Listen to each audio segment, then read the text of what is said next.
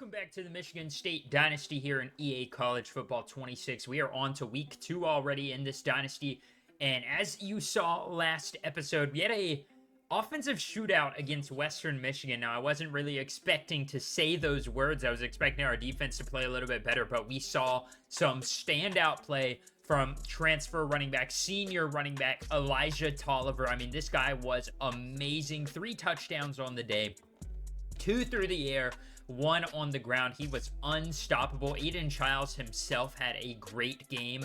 I mean, he had over 300 yards for the day and had some amazing throws like this one you're about to see deep down the field, rolling out right. He plants his feet and finds Amari Kelly deep downfield, and Western Michigan's defense just was not able to slow us down for much of the day. But that is not only going to be There's not only going to be positives for this game. The defense was very porous. You'll see another good catch and run by Elijah Tolliver, a nice spin move that got him into the end zone.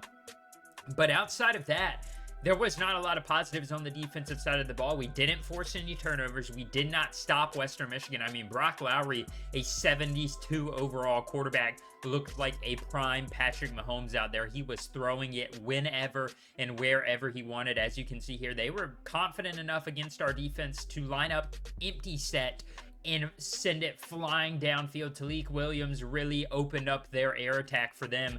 The Broncos, I mean, their offense was killing us, and we cannot continue to play like that if we want to win in the Big Ten. We were just not on our A game on defense, so I'm hoping this week head coach Willie Allen can get the defense a little bit more prepared as we face off on against, not going to say a tough opponent, but a much tougher opponent than Western Michigan and Boston College. I mean, Boston College is an ACC opponent, and we just were forced to win on a game-winning field goal against Western Michigan, so it's going to take some time and some effort to get back on track on defense, but I will say I am confident in our offense. Both of these teams going into week 2 are 1-0. Boston College with a good win in week 1 for them.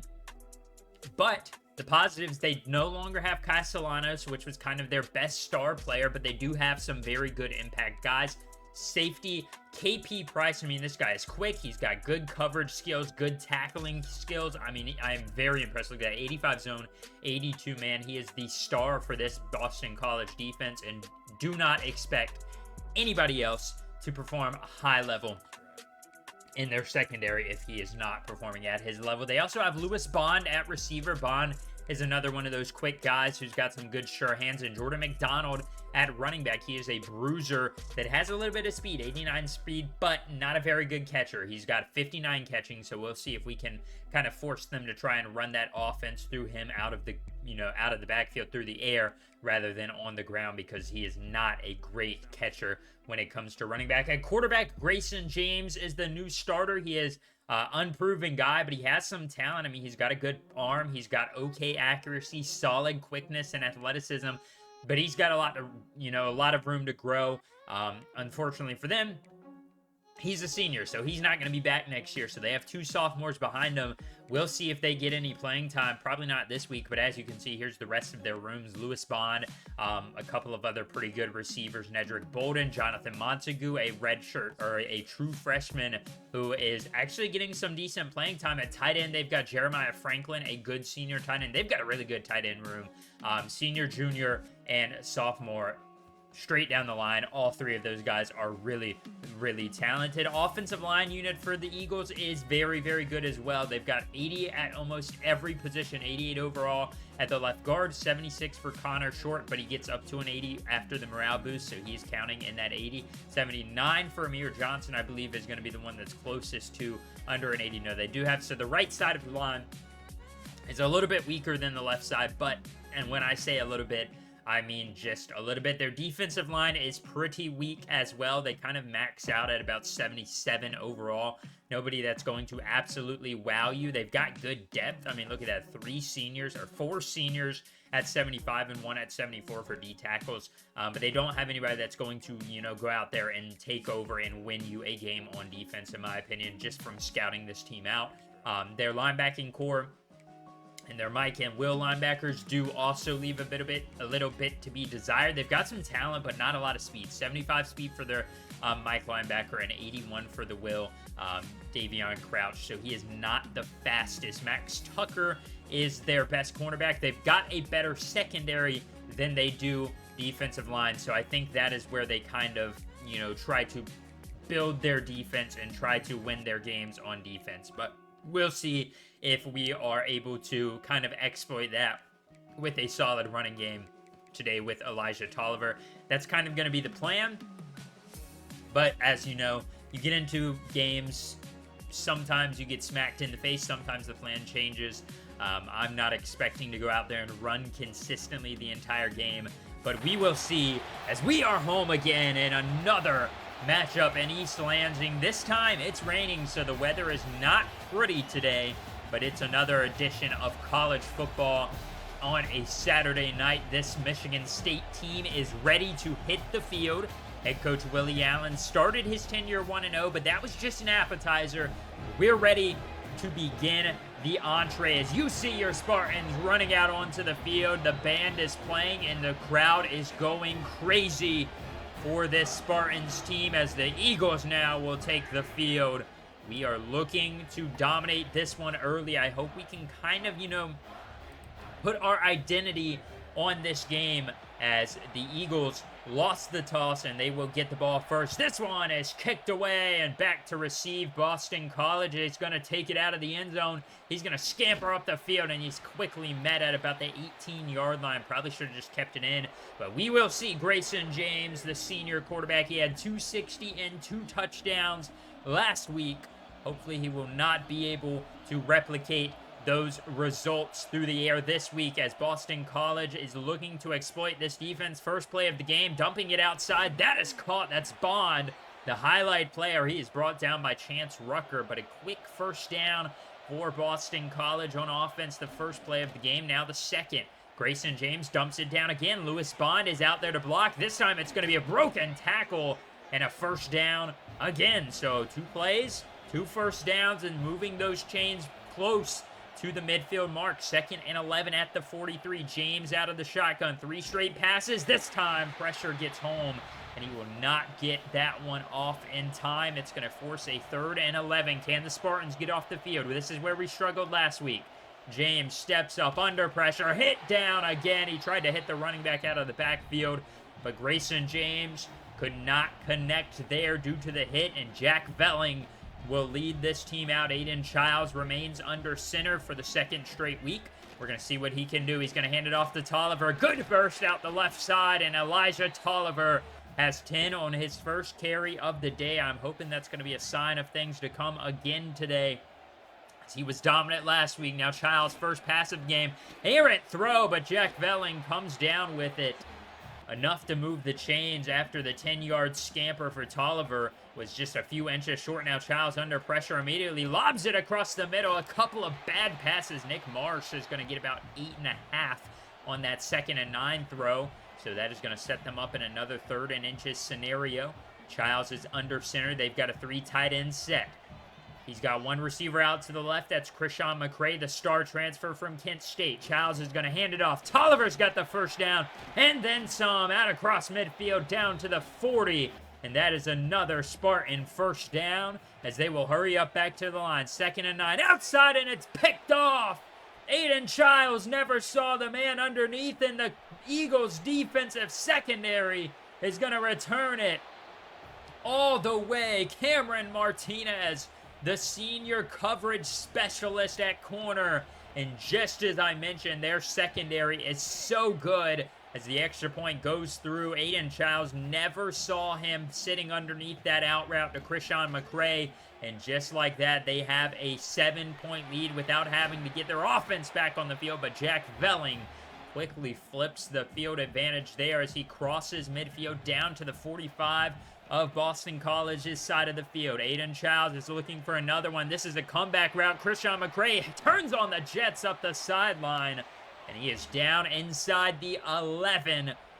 Beautiful comeback route and just ran perfectly. Now they're going to go back to the ground. Tolliver met at the line. Maybe a loss of 1. KP Price coming in from the secondary And he's able to bring him down. 2nd and 11. Pump fake inside now. Nick Marsh going to get close to the first down marker at the 1. So they can still move the chains and get a new set of downs. But you'd like to get in the end zone. Keeping it himself is Aiden Childs. Touchdown. And that is a big response by the quarterback here. As you were wondering, will he be able to respond to that interception? And just like that, an extra point will tie it up 7-7. 51 seconds to go in the first quarter. Aiden Childs, I mean, that's just confidence. He turns it over, but you have enough confidence in your quarterback as a head coach to keep the ball in his hand and to let him run it in. And just like that, they will take this and tie the game back up. Now a quick out route on the screen to Lewis Bond, spinning and outrunning everybody across the 30. I'm marking him down at the 32. This will likely be the final play of the quarter. They're going to send Bond in motion, fake the handoff under pressure, doesn't get in home in time, and that's another catch and run. I believe that's Franklin, Jeremiah Franklin, the elite senior tight end for the Eagles, as he is a big part of their passing attack as they try to take over the ACC this year. We're into the second quarter now. Lewis Bond, a screen again. He has been all over the field so far. We've got to try and find some way to get him less involved in this offense now. 2nd and 17 after a penalty on that first down run. He's going to dump it down to McDonald, and he is brought down, but he gets about 9 on the play. And that's going to make this third down a little bit more manageable. 3rd and 8. 8.5 to go in the second quarter. Grayson James going to roll out, stepping up, firing, overthrows his man. Bond was open for basically the first down. If he had just caught that, turned and reached his arms out, that's a first down pass. But Grayson James will give the ball back to Michigan State. Aiden Childs confident under pressure. He's going to wait for Amari Kelly across the middle. And Amari Kelly is going to move the chains for the Spartans down to the 42-yard line. 2nd and 9. Aiden Childs, another 2 tight end set. It's going to be a little bit of trickery. Childs under pressure. Hit as he wanted to release it. A bit of a double fake there, as they will set up a 3rd and 9 at the 42-yard line. Can you flip the field advantage here? Aiden Childs steps up, deflected off the helmet of his lineman. He was getting brought down anyways. And a big stop for Boston College. This game is slowing down offensively. 7-7 still. Neither team able to answer here in the second half. And that looks like another holding penalty on Boston College. They have now had 2 in the first half, and both of them could blow up a promising drive. They now have a 2nd and 16. Grayson James looking to throw. Out route is good, but Bond can't get much more than 3 as he steps out of bounds a little bit too far of a pass by Grayson James, and he was just not able to get upfield in time, setting up a 3rd and 13. Grayson James deep downfield, and it's picked off. Spencer in coverage. I believe that's going to be Malik Spencer, just down there watching the eyes of Grayson James. Grayson James, I mean, he didn't even try to look elsewhere. He did not try to read through his progressions. He knew where he was going with the ball there the entire time. And Spencer was just sitting on that one. Yes, it is Malik Spencer, who is just sitting in the secondary, waiting downfield, and he just cuts it off. Beautifully played there by the free safety.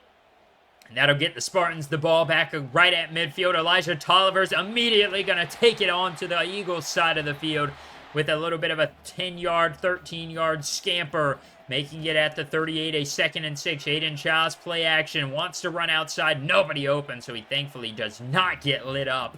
Very close to getting hit, and he gets rid of that one, setting up a 3rd and 6, 3:53 to go in the quarter. A first down here, and you're close to the end zone. Aiden Childs stepping up. He's got a scamper, but that one might be a hold as well. I believe it was. It's going to be Stentel, I believe, on the hold, and that is going to set them back to the 48-yard line. So you go from a 3rd and 6 first down to a 3rd and 16.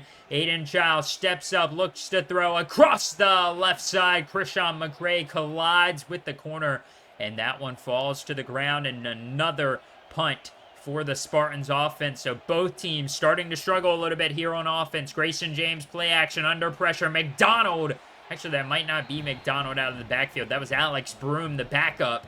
He is a little bit of a better receiver than McDonald, but still not able to break free there on that first down pass. So James gets hit and he fumbles it. scramble for the ball. Martinez picks it up and he leaves out of the pack. Makai Martinez racing to the end zone. Touchdown, Spartans, forcing a turnover and a scoop and score. Defensive touchdowns will win you ball games, and we sort of get ours back from earlier. So we had the pick six earlier, but now we force our own scoop and score. And Boston College needs to respond before halftime. 1:50 to go. They're going to bring it out of the end zone. That's a good return out across the 20 to the 25. Solid return, even though he ends up right there where he would have been if he had just kneeled it down. They have a 2nd and 12 now. Grayson James is going to step up and run it. Hasn't done that much, but as I mentioned in the recap, or the scouting report, he can do that when you call on his name, so he is kind of dangerous there, but he does not have a lot of confidence. 3rd and 3 now for Boston College after the run. James again going to prove me right, and he's going to scamper for a little run and a first down, getting down quickly as they now have a 2nd and 7, 1:17 to go. 2 timeouts left. Boston College across the middle. Jeremiah Franklin is able to grab that one. They're going to hurry back to the line. The clock will continue to run. 1 minute to go, 3rd and 5. Grayson James looking, under pressure. Gets away from one man, but he's not able to get away from Jordan Hall, who brings him down. And Michigan State going to call a timeout here with 58 seconds to go. 4th and 1. Boston College, I was thinking they might try and go for it right around no man's land, but they do not. And that is a beautiful punt. And that's going to put us down inside the 5 as we now have it 2nd and 8. With 13 seconds to go. Aiden Childs is going to take off running. He's got a lot of space. He's going to keep it up the middle. And that is down to the 26-yard line. Where do you go from here? 8 seconds to go. Aiden Childs under center. They run the double pump fake again. Childs looking to throw outside. Picked off! This one's a little bit too far. He threw it all the way across the field. And I thought I had Krishan McCray open. I wanted to throw it upfield a little bit more, but instead Boston College ends the half with a long field goal. And just like that, a little bit of momentum swings back in the Eagles' favor as they don't tie it up. They bring this one to within 10. So both teams, 98 for Michigan State, 88 in the air for Boston College, 71 on the ground for Michigan State, and 31 for the Eagles, though 5.2 yards per play for Boston College. So that is pretty solid output there from their offense. I do think our defense has definitely been playing much better today, but I would like to see our offense get a little bit more consistent play out of Aiden Childs. So far, 2 turnovers on the day, both of them pretty bad interceptions. The one earlier was just a bad read, and then this one was just a bad throw, but he is going to take off with it, so why turn it over when you can just run like that in a little bit of a late hit out of bounds? But he's going to get a first down across the 40 down to the 45 of our side of the field. Now they're going to return it. Jace Clarizio, the 3rd stringer, getting a little bit of run here. We saw Frazier limited playtime last week. Didn't do a whole lot with it, so let's see what Clarizio can do. Now 14-10 is still the score, and that one's picked off. It's going to be returnable, but he's flipped upended right across midfield. As Aiden Childs, I saw Krishan McCray coming wide open in between the 2 safeties deep, but a big hit is delivered right as he tries to throw it, and that one just falls right into the arms of the defender. So Boston College's defense continues to impress as they have it back now for the first time in the half. Grayson James throws his own errant pass as that one, Dontavius Nash, hits them from behind, and he forces the ball up in the air, but nobody's there to intercept it. So we will now force a 3rd and long. Defensive line coming for him. Grayson James into triple coverage. Double coverage, I should say, but it's dropped by Nash. And that is still going to force a punt by Boston College. So we did not really, see too many punishments from that 2nd or 3rd interception by Childs. Owen Stoudemire there to bring Tolliver down in the backfield. I just want to make sure Aiden Childs does not get too conscious of his mistakes. We need him to play free and open. He's going to get the edge around the defender, and he's got it 9 yards or so. So 3rd and 1. After the run, Tolliver's going to keep it. Bounces off a couple of guys. He does get hit hard, but he's got a first down. right around the 47-yard line. 2nd and 10 now. Aiden Childs steps up, looks to run it again. Nobody open. Not trying to get another interception. His 4th of the day if he throws one more, as that one sets us up with the 3rd and short again, right around the 45-yard line. Aiden Childs gives it up to Tolliver. He's got it easily. Nobody even there. Not the greatest game for Elijah Tolliver. He's got 18 for 75. So he's doing okay, but he's not the most efficient. But Jace Clarizio is doing a good job replacing him as a backup. He's got a good scamper there for a 1st down. We are now at the 28-yard line. Aiden Childs is going to take off with it, looking to run, lobs it up across the right sideline. Amari Kelly, I thought Aiden Childs might have had Krishan McCray running wide open in the end zone. There was one safety covering 2 guys. Now we're going to see Aiden Childs keeping himself, not able to get the edge. He is quickly brought down in the backfield, a loss of 1, as we are trying to get a little bit too cute with it. Aiden Childs steps up, fires. He's got Marsh. Marsh is going to keep it and falling forward for a couple extra yards down to the 1. That will take us into the 4th quarter. Looking to score. A big play in the backfield by Boston College. Tolliver gets blown up, and he is very close to being injured. Aiden Childs held it a little bit too long. Now they're going to run a fullback screen to Coin, and he is brought down as Boston College is standing at the 4 now. We've went backwards for 2 plays. Can we go forward for this one? 3rd and goal, running it to the left side, cutting it up the middle, getting about 1.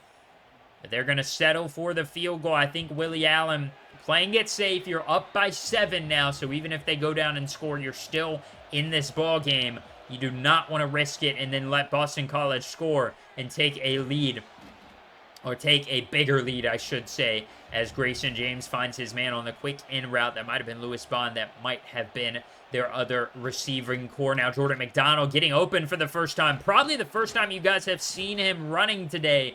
Only his 3rd carry of the day, as he has just not had a big role in this offense. I was expecting a lot more out of him as a fast bruiser. This time they've got a 1st down, and that might be another holding penalty. This Boston College offensive line, despite the talent, they are playing very, very undisciplined football right now, and that is the 3rd holding penalty, and another penalty that will possibly end this drive. The fumble after the big hit, and they do pick it up. That was Grady Kelly laying the wood there onto Grayson James, and Short picked it up, but he is injured after the return. So now they go from a 1st down to a 3rd and 25 after the sack and after the penalty, and Grayson James is hit by Hall, and he has to let that one fly out of bounds, as it is now 4th and 25 at their own 14. So they went backwards right there. Amari Kelly's going to fair catch it at the 43. Good field position to start this drive for the Spartans. They're going to start it on the ground with Clarizio, and he's going to scamper for about 2 now. That's going to make it 3rd and inches. The tight end, backup tight end, a little bit injured on that play. Now they've got Tolliver back in the game. He's got just enough for the 1st down and then some across the 30. Not his highest volume game, but still a pretty good output for Elijah Tolliver. He's done a good job. Now they have Nick Marsh in the background in the backfield trying to play quarterback. This one's a late pass across the middle to McCray, grabbing it, holding on to it, and he's got his 2nd grab of the day for 58 yards, setting up a 1st and goal at the 3. Can the Eagles stand again? First play of the drive, or of the possession, is going to be a 1-yard run. Now 2:50 to go in the 4th. This could be the dagger. Childs one-on-one. McCray beats his man. Touchdown. Krishan McCray on the out route. Not a chance in the world to stop him one-on-one, and Aiden Childs knew it. He was going to throw it to him as soon as the ball was snapped with man-to-man pressure or coverage, and Krishan McCray got open and held on to it. A little bit of a late hit right there at the end after he was clearly in the end zone caught. Play was over, but still a 24-14 lead, so that could very easily do it for us here. That one, oh man, should have been picked off. Nobody turned their eyes around Grayson James. A dangerous one there, as it is now 2nd and 10. James looking across the middle, looks to throw, stepping up, under pressure, brought down in the backfield. The 3rd sack of the day, as James is just showing his lack of experience when it comes to high-level play. He is under pressure again and hit again. Ball sails free. Don't really know where he was throwing that one That was Quindarius Dunn again, but they have to go for it. 4th and 11. Looking to throw. Under pressure. Lobs it across the middle. Not enough room. And he is quickly brought down. Samaj Bridgman brings him down as he just didn't stand a chance. That was a drag play for 3 yards on 4th and 11 when you needed 11. That's not the greatest play call, but the Spartans will quickly try and run this clock down or force them to call their timeouts. That one, though, falls to the ground. Jalen Blackwell bats it down, so a quick 3 and out, and a field goal is short. I don't know how that one's short. I thought I had good power on it, but maybe the weather is impacting it. So the Eagles somehow staying alive here. Jordan McDonald, I mentioned, not a pass catcher, but once he gets going, he's hard to bring down as he ran over about 3 guys, but they are facing the clock. 1 timeout, 2-score game, 1:42 to go. McDonald in the backfield. James is going to look to run it. He's going to get a lot of space on the outside. Martinez can't hold the edge. Gets down to the 50. He is brought down by Malik Spencer after that scamper. Grayson James trying to makeshift a comeback here under 2 minutes to go. Finding McDonald out of the backfield. Sure-handed catch there.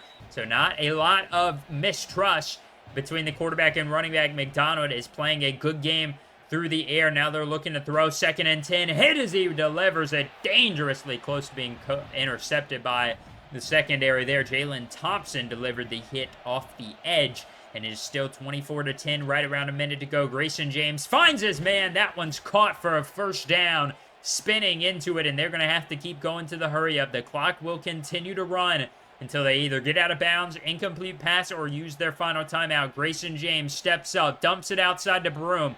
Broom has ran down and tracked down quickly out of bounds. After about 7, James continues to have Bruin in the backfield. He brings in a little bit more of a catching threat, but he finds this man up downfield, and it's caught. Touchdown. Big play for Boston College, and an onside kick away from having a chance. Nick Marsh holds on to it, and the Eagles' comeback is going to be cut short. Grayson James injured on their last drive, some bruised ribs, but it doesn't matter. He did good on that final drive. Couple of turnovers end up biting them in the butt. But Aiden Childs somehow gets player of the game still. 153 yards, 2 touchdowns, 1 on the ground, 1 through the air as the Spartans take down Boston College 24-17. And it wasn't all that close despite the excitement there at the end. Aiden Childs, 3 turnovers through the air. I mean, one of those at the beginning of the 3rd quarter, I won't blame on him too much. I mean, the guy, Christian McRae, was wide open, or he was getting open. Just got hit as he meant to throw it, and then it fell right into the hands of the defensive back. Running game was not the greatest today. They had a lot of yardage, but not good per carry. About 3.4 for both of them. So that's not the greatest thing. Christian McRae had a good game. Jack Velling, another kind of underwhelming game as he only had about 28 yards. Mekhi Martinez had another good game. We saw Malik Spencer with the interception. And then Grady Kelly forcing a fumble. And then, as I mentioned, Mekhi Martinez with the forced fumble and the fumble recovery, returning that for a touchdown. Boston College played a pretty clean game despite the 1 interception by Grayson James and the fumble. I mean, they were in it, once they came back, but it was just too little too late. 1 touchdown, 1 pick for him. Grayson James also added 32 through the air. And as I mentioned, they just didn't run it with Jordan McDonald. I think they would have had a chance if they continued to keep the ball in his hands on the ground. You don't force Grayson James to throw it a whole lot, but that's what they did. Lewis Bond led the way, 4 for 41, so 10 yards per catch. And then Jonathan Montague, the guy we talked about, the freshman receiver, with the 1 touchdown grab for them today. Defense, no sacks, so that's an improvement, but a lot of turnovers. So we kind of went from bad coverage or protection to a lot of turnovers. So we got to kind of find a good middle ground. But as far as recruiting goes, we are leading for a couple of top guys. Conklin there, you saw the 4-star Jim running back. I'm very big on Terrence Averill as a guy I'm going after pretty heavy. We are currently leading for him. We're leading for 5-star Justin Cole. I'm very excited about that. Monty Foster as well, a 4-star. He is going to be coming in on a visit now. I'm going to bring him in on the Michigan or UCLA week, I believe.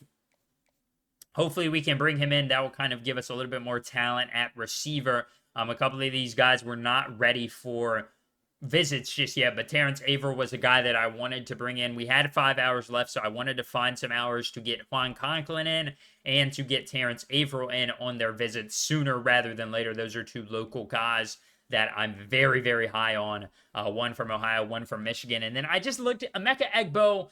Don't get me wrong, he's very talented, but he's a receiving back. We don't use running backs like that in the receiving game, and he's not the fastest. He's got good, attributes, but he was not, that interested in us, or we weren't number one.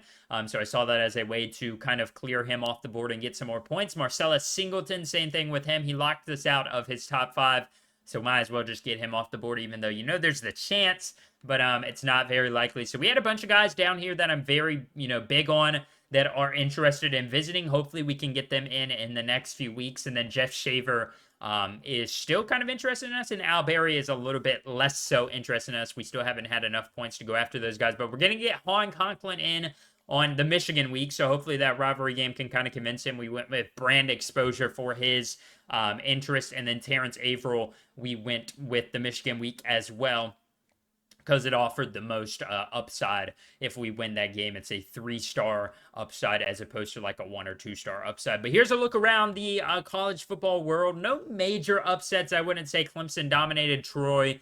I'm really just going to show you guys the top 25, and that's really the main ones that matter, I will say, but there are some other matchups if you're interested, and I would definitely show you guys those scores.